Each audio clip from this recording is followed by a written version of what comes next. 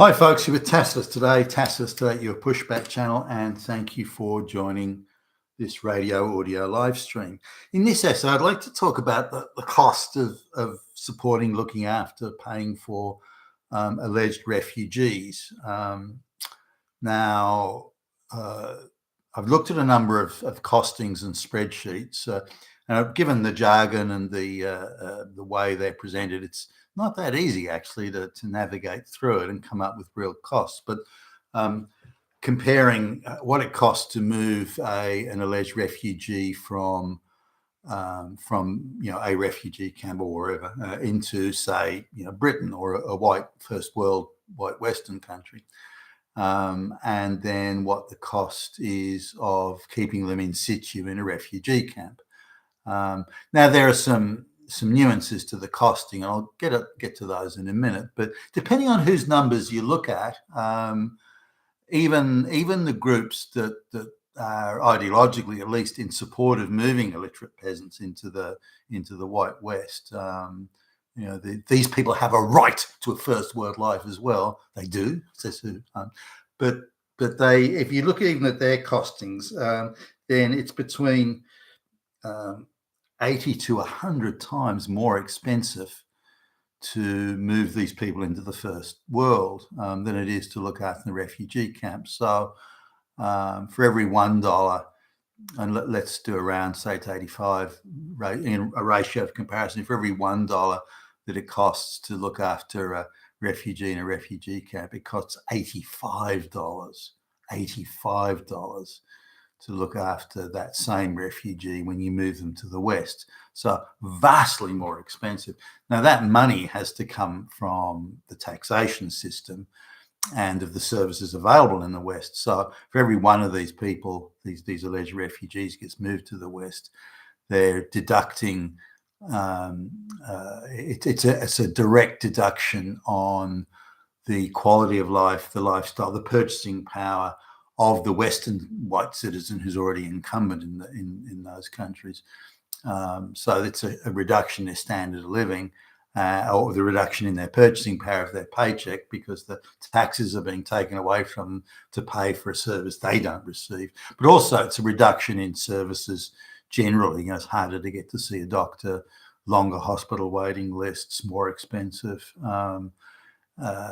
It takes longer to commute to work in more crowded public transport facilities, and so on. So this is it's a big far more expensive to move these people, these alleged refugees, into a Western country than it is to look after them in situ. So now there are various arguments sort of go back and forth to say, well, it's outrageous to leave these people in tents with portable latrines and so on. What an outrage! Oh, now it is an outrage. I wouldn't like to leave my comfortable 4-bedroom brick home where I can jump in a car that's in the garage that I can drive to the shops, the shopping centre in, and no one's going to shoot at me or if where I put on the air conditioning and it works. And I've got all those things. And so for me or someone in this situation to move to a refugee camp, sure, it'd be an outrage. And that's the paradigm they try and use to propagandists. But the reality is that these people are pretty much all, with rare exception, they're all third world peasants anyway, that we're going to the refugee camp is a substantial improvement in their situation, and one where they're getting, sure, they live in tents and so on, but they don't have internal latrines and lights, electricity or anything like that in the places that they've come from. And scrounging for food is a tough gig. So here they're getting fed all day at someone else's expense. They've got lighting with kerosene or paraffin type lamps. They've got free medical and dental care. They've got actual latrines that are removed and the waste disposed of, so that compared to where they've come from, most of these people are living in a fucking paradise. Now, they might have come from smaller rural villages where they knew everybody, and they're packed into a camp where they don't know everybody, and there may be simmering tensions or tribal tensions or something like that. But nonetheless, they're in financially and in every way, medically, and the whole thing. Some of these people are getting their teeth extracted, fillings put, or a whole range of things that they just wouldn't get and couldn't afford anyway. So their situation is vastly improved, these refugee camps.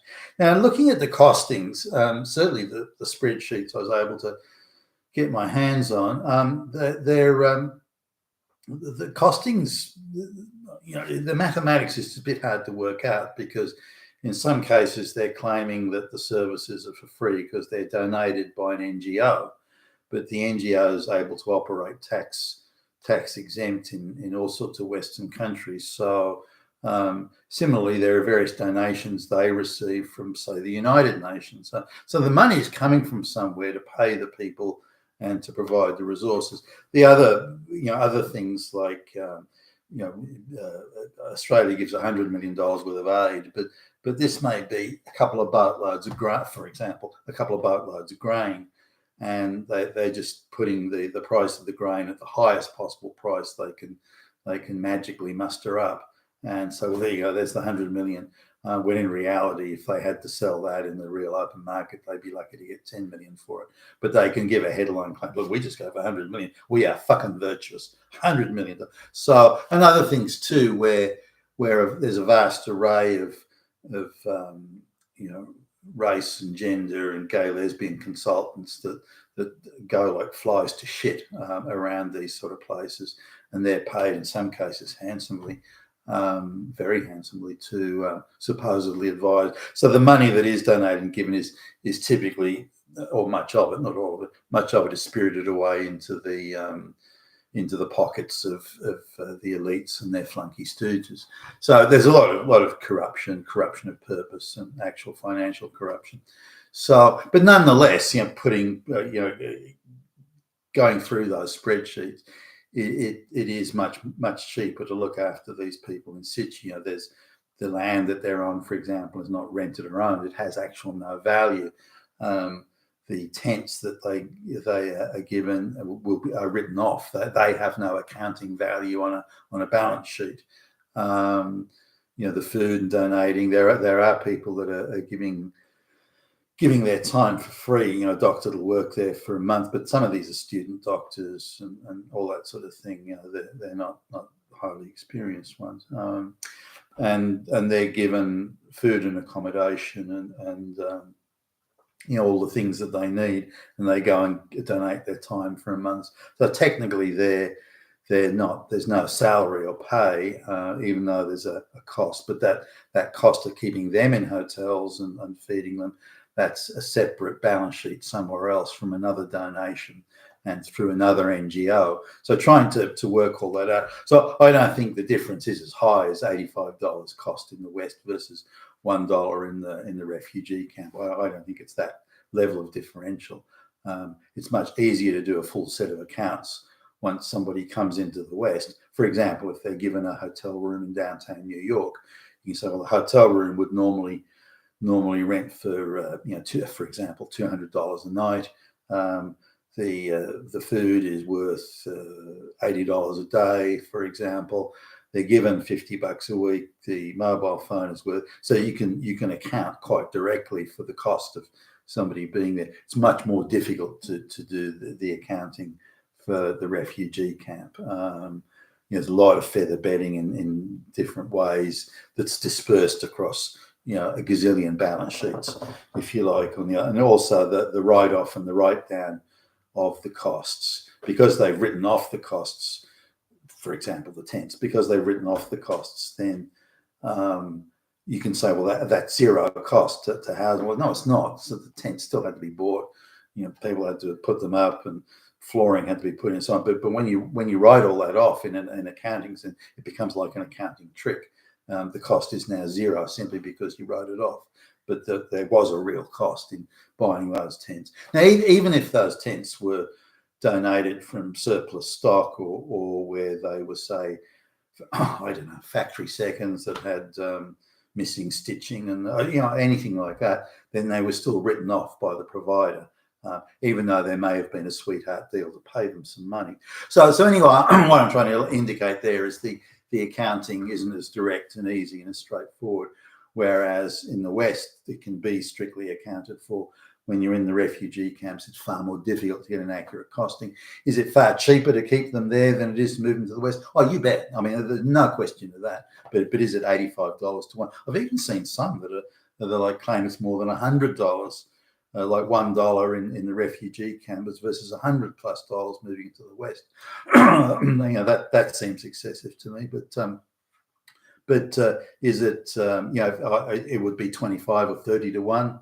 So relative cost differential, 25. That sort of. There's no question it's in that league at least, if not more. But 100 to 1, I don't think so.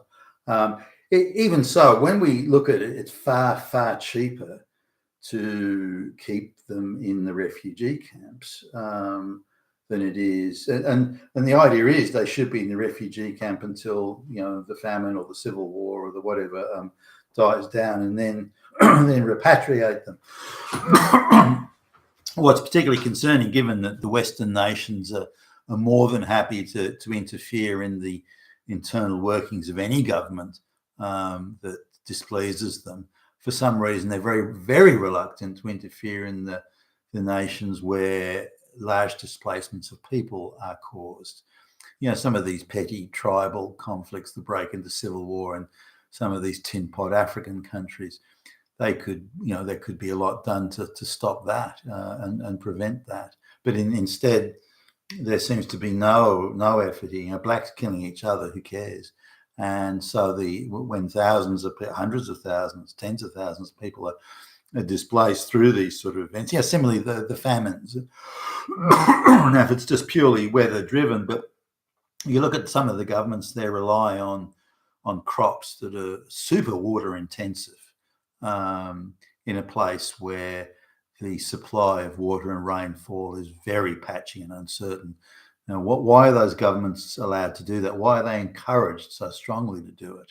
Why do Western financiers, through the United Nations, and why do they so aggressively pour money into these sort of useless, guaranteed to fail, quite corrupt schemes that inevitably will lead to a famine and then a large population displacement into refugee camps? It seems to be premeditated, you'd say. Now, I don't know whether it is or not down to the fine detail, but certainly there's either premeditated treachery here or mind-boggling ineptitude. Either one, it doesn't really matter, but the cause or the outcome are the same. Mass people movements, which then generates the ideological position. Well, we have to move these illiterate peasants into the West. That's the only solution. Whereas keeping them in the refugee camps and then repatriating them back to their countries and changing the country. So, okay, we're going to make this country work. We're going to make sure its agricultural system is representative of the sort of climate and soil quality and international market requirement for grain or this or that or coffee or whatever it might be. But instead that they're almost aggressively assisted to the African country, aggressively assisted to engage in policies that will fail spectacularly and will again result in mass population displacement. So I just wanted to do that. It makes no sense to move these so-called refugees to the West, apart from the fact it's outrageously expensive to do so and much cheaper to leave them in situ, but also there's a heavy tail of ongoing expense. 50, 60, 70+% of these people are still illiterate, still unemployed, 10 years down, 15 years down the track when they move to the West. What possible benefit can this be to the Western nations? You've been a Tacitus today, your Pushback channel. Thank you for listening.